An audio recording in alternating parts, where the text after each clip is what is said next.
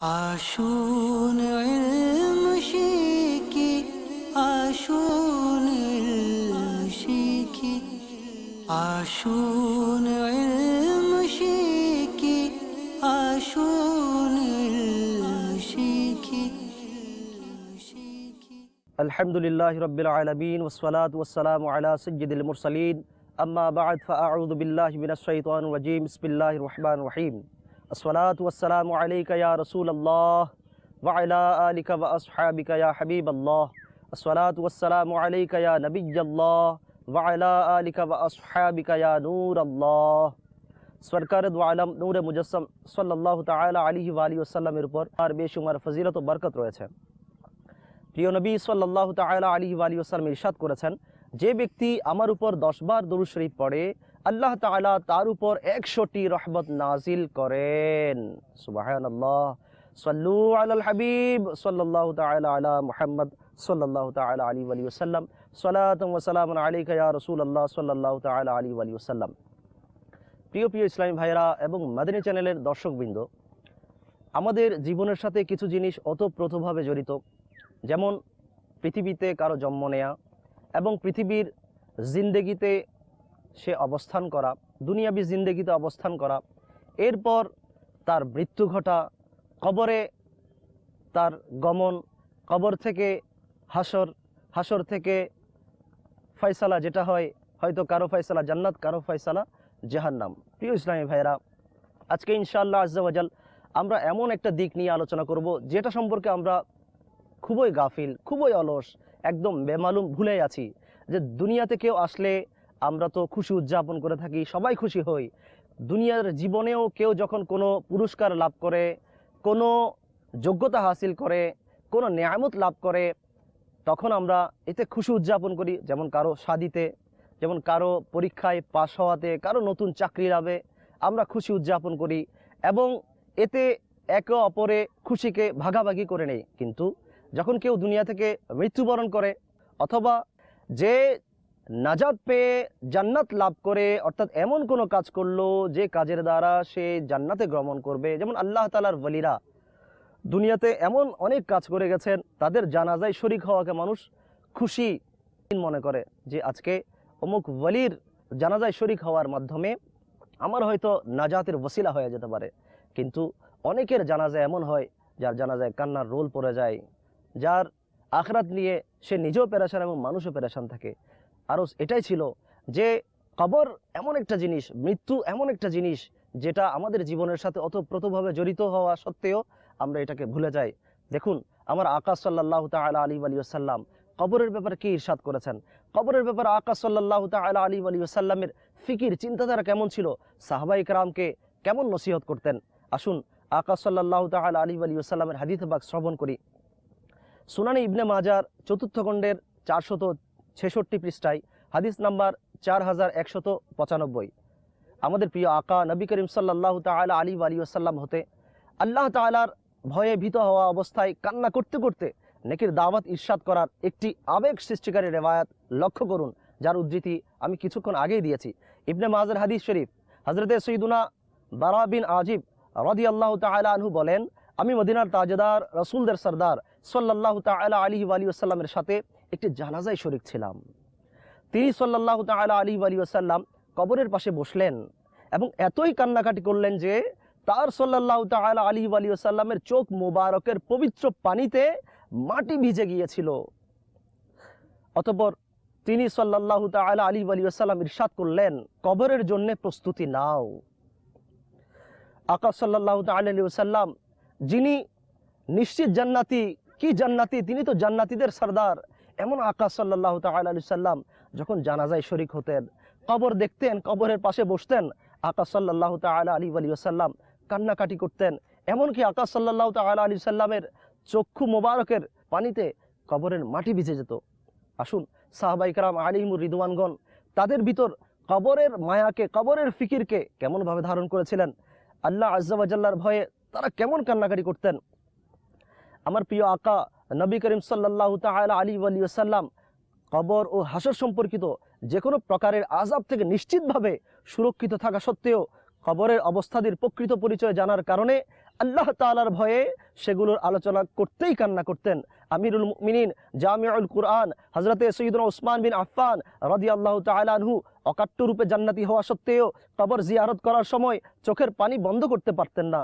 আমিরুল মুমিনিন হযরতে সৈয়দনা উসমান বিন আফফান রাদিয়াল্লাহু তাআলা আনহু এর গোলাম হযরতে সৈয়দনা হানি রাদিয়াল্লাহু তাআলা আনহু বলেন, আমিরুল মুমিনিন হযরতে সৈয়দনা উসমান গনি রাদিয়াল্লাহু তাআলা আনহু যখনই কোনো কবরের পাশে দাঁড়াতেন এমনভাবে কান্না করতেন যে চোখের পানিতে তার দাড়ি মুবারক ভিজে যেত। কিতাবের মধ্যে রয়েছে, তাতে এটাও রয়েছে যে হযরতে সৈয়দনা উসমান গনি রাদিয়াল্লাহু তাআলা আনহুকে কবর দেখে অতিশয় কান্না করার কারণ জিজ্ঞেস করা হলো। তখন তিনি রাদিয়াল্লাহু তাআলা আনহু বললেন, আমার একাকিত্বের কথা ভাবনায় এসে যায়, কেননা কবরে আমার সাথে কোনো মানুষই থাকবে না। অতঃপর নেকির দাওয়াতের মাদানী ফুল উপহার দিতে গিয়ে বললেন, যে ব্যক্তির জন্য এই দুনিয়াটি জেলখানা তার জন্য তার কবরটি জান্নাত।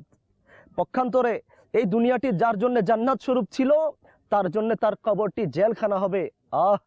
মৃত্যুই তা থেকে রেহাই পাওয়ার একটি মাধ্যম। যে ব্যক্তি দুনিয়াতে নফসের প্রবৃত্তিকে বাদ দিয়ে দিয়েছে সে আখিরাতের পুরোপুরি অংশ পাবে। উত্তম সেই ব্যক্তি দুনিয়া যাকে ছেড়ে দেওয়ার আগে সে নিজেই দুনিয়াকে ছেড়ে দেয়, আর নিজের মহান প্রতিপালকের সাথে মিলিত হবার পূর্বে তার জন্য সন্তুষ্ট হয়ে থাকে। প্রত্যেক ব্যক্তির কবরের বিষয়টি তার দুনিয়াবি জীবনের মতোই, অর্থাৎ যে ব্যক্তি ভালো কাজে জীবন কাটিয়ে থাকে সে কবরে শান্তি পাবে, আর যে ব্যক্তি খারাপ কাজ করে মৃত্যুবরণ করেছে তার কেবল ধ্বংসই ধ্বংস। আল্লাহ আল্লাহ, প্রিয় প্রিয় ইসলামী ভাইরা, আল্লাহ তাআলা নেক বান্দারা কবরের ভিতরের অবস্থা নিয়ে খুবই চিন্তা ভাবনা করে থাকেন, কিন্তু বড়ই আফসোসের বিষয় আমরা অনেকবারই কবর দেখি অথচ কোনো শিক্ষা গ্রহণ করি না। হাই, আমরাও যদি গভীরভাবে চিন্তা ভাবনা করতাম, বাহির থেকে একই রকম মনে হওয়ার কবরগুলোর ভিতরকার অবস্থা কিন্তু একরকম নয়। কারো কবরের ভেতরে ফুলের বাগান ও বসন্ত চলতে থাকে, পক্ষান্তরে কারো কবরে প্রজ্বলিত আগুনের লেলিহান শিখা জ্বলতে থাকে, কবর সাপ বিচ্ছুর গর্ত হয়ে থাকে। আর এটিও মনে রাখবেন যে কবরে কিন্তু জ্ঞান ঠিকই থাকবে, অর্থাৎ প্রত্যেকের আকল সালামত থাকবে। সুতরাং যেসব নেকবান্দা ঈমান সহকারে আল্লাহ তাআলা ও তার রাসূল সাল্লাল্লাহু তাআলা আলাইহি ওয়াসাল্লামের সন্তুষ্টি নিয়ে দুনিয়ার জীবন শেষ করেন, তারা মৃত্যুর পর আল্লাহ তাআলার রহমতের ছায়ায় গিয়ে পৌঁছান। আর তাদের জন্য কেবল সুখ আর সুখ থাকে, কিন্তু গুনাহপূর্ণ জীবন কাটিয়ে আল্লাহ তার রাসূল সাল্লাল্লাহু তাআলা আলাইহি ওয়াসাল্লামকে সন্তুষ্ট করে যেসব মানুষ মৃত্যুবরণ করার পর কবরে আসে তারা অশান্তির জায়গাতেই চলে আসে।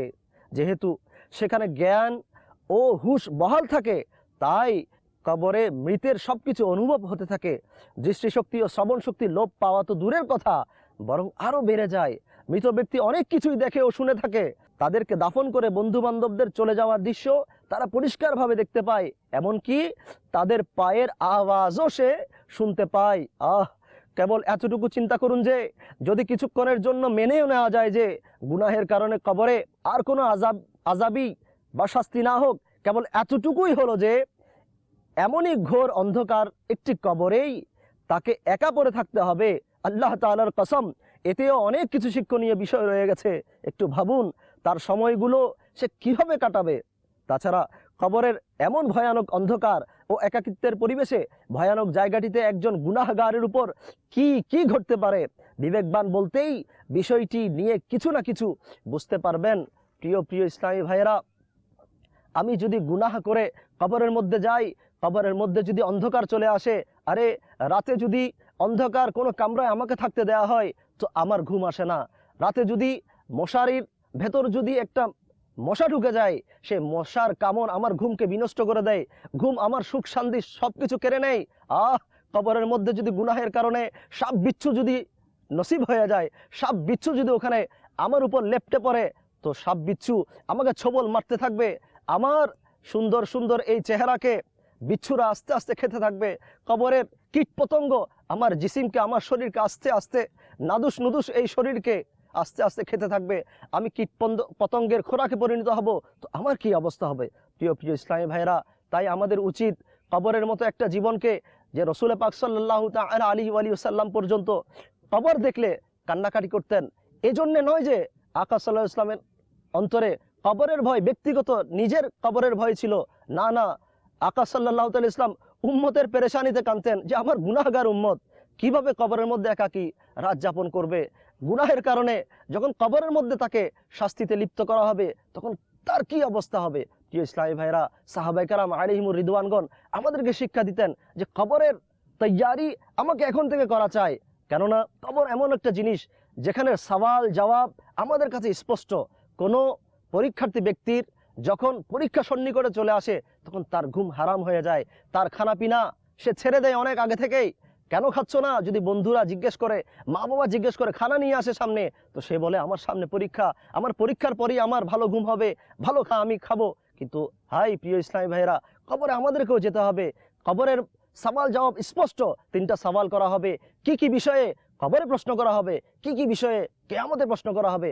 আমরা আফসোস, আমরা ভুলে আছি। কিন্তু সেখানে যদি নাজাত না পাই, মুক্তি না পাই, প্রিয় ইসলামী ভাইরা চিন্তা করুন আমাদের কি অবস্থা হবে। আসুন কবরের ব্যাপারে আকা সাল্লাল্লাহু তাআলা আলাইহি ওয়াসাল্লাম আমরা গুনাহগার উম্মতদের কাইফিয়ত অবস্থা সম্পর্কে কি বলেছেন? অলসতা থেকে জাগ্রতকারী নেকির দাওয়াতের 5টি মাদানী ফুল লক্ষ্য করি। প্রিয় নবী সাল্লাল্লাহু তাআলা আলাইহি ওয়াসাল্লাম ইরশাদ করেন, আমার উম্মতদের উপর এমন একটা সময় অচিরে আসবে যখন তারা 5টি বিষয়কে অত্যন্ত ভালোবাসবে আর 5টি বিষয়কে ভুলে যাবে। নাম্বার 1, ইউহিব্বুনাদ দুনিয়া ওয়া ইয়ানসাউনাল আখিরাতা, অর্থাৎ তারা দুনিয়াকে ভালোবাসবে অথচ আখিরাতকে ভুলে বসবে। নাম্বার 2, ওয়া ইউহিব্বুনাল মালা ওয়া ইয়ানসাউনাল হিসাবা, অর্থাৎ তারা সম্পদকে ভালোবাসবে অথচ হিসাব নিকাশকে তারা একেবারে ভুলে বসবে। অর্থাৎ কিয়ামতের দিন তারা যে হিসাব নিকাশের সম্মুখীন হবে সেটাকে তারা একেবারে ভুলে যাবে। নাম্বার 3, ওয়া ইউহিব্বুনাল খালকা ওয়া ইয়ানসাউনাল খালিকা, অর্থাৎ তারা সৃষ্টি জগৎকে ভালোবাসবে অথচ সৃষ্টিকর্তাকে ভুলে যাবে। নাম্বার 4, ওয়া ইউহিব্বুনাজ যুনুবা ওয়া ইয়ানসাউনাত তাওবাতা, অর্থাৎ তারা গুনাহকে ভালোবাসবে, গুনাহ করাকে ভালোবাসবে অথচ তওবা করাকে তারা ভুলে যাবে। নাম্বার 5, ওয়া ইউহিব্বুনাল কুসুরা ওয়া ইয়ানসাউনাল মাকবারা, অর্থাৎ তারা অট্টালিকা ভালোবাসবে, বড় বড় দালান কোঠা তৈরি করাকে তারা ভালোবাসবে অথচ কবরের কথা ভুলে যাবে। প্রিয় ইসলামী ভাইরা, আজকে দুনিয়ার প্রস্তুতিতে আমরা লিপ্ত। দুনিয়ার জীবনে আমরা কে কার আগে বড় লোক হব সেই ফিকিরে, সেই চিন্তাধারায় আমরা ব্যস্ত। কে দুনিয়াতে ভালো পজিশন নিবে সেটাতে আমরা প্রতিযোগিতায় নেমে আছি। আরে জান্নাতে কে আগে যাবে সেটার প্রতিযোগিতায় নাই। মালের নেশা আমাদেরকে এমনভাবে পেয়েছে, সম্মানের নেশা আমাদেরকে এমনভাবে পেয়েছে যে প্রতিযোগিতায় নেমে গেছি আমরা। কিন্তু না প্রিয় ইসলামী ভাইরা, কবরে হিসাব দিতে হবে, আখিরাতে হিসাব দিতে হবে, প্রত্যেকটা নিয়ামতের হিসাব আমাদেরকে দিতে হবে। আজকে আমরা বড় বড় দালান কোঠা, আকা সাল্লাল্লাহু আলাইহি ওয়াসাল্লাম বলছেন ওয়া ইউহিব্বুনাল কুসুরা ওয়া ইয়ানসাউনাল মাকবারাতা, তারা দালান কোঠা নির্মাণকে ভালোবাসবে, তারা কবরকে ভুলে যাবে। প্রিয় ইসলামী ভাইরা, আজকে আমরা কবরকে ভুলে গেছি, আমরা কবরকে ভুলে গেছি। আসুন দাওয়াত ইসলামী মাদানী চ্যানেলের মাধ্যমে আমাদেরকে আখিরাতের ফিকিরে দিচ্ছে, কবরের এখন থেকে প্রস্তুতি নেওয়ার জন্য আমাদেরকে উৎসাহিত করছে। আসুন আমরা আমাদের কবরকে আখিরাতকে ভালো করি। আল্লাহ তাআলা আমাদেরকে তওবা করার তৌফিক দান করুন, আল্লাহ তাআলা আমাদেরকে শিক্ষা নেওয়ার তৌফিক দান করুন। আমিন বিজাহিন নবীল আমিন সাল্লাল্লাহু তাআলা আলাইহি ওয়া সাল্লাম। সাল্লু আলাল হাবিব সাল্লাল্লাহু তাআলা আলা মুহাম্মদ সাল্লাল্লাহু তাআলা আলাইহি ওয়াসাল্লাম। আসুন ইলম শিখি, আসুন ইলম শিখি, আসুন ইলম শিখি, আসুন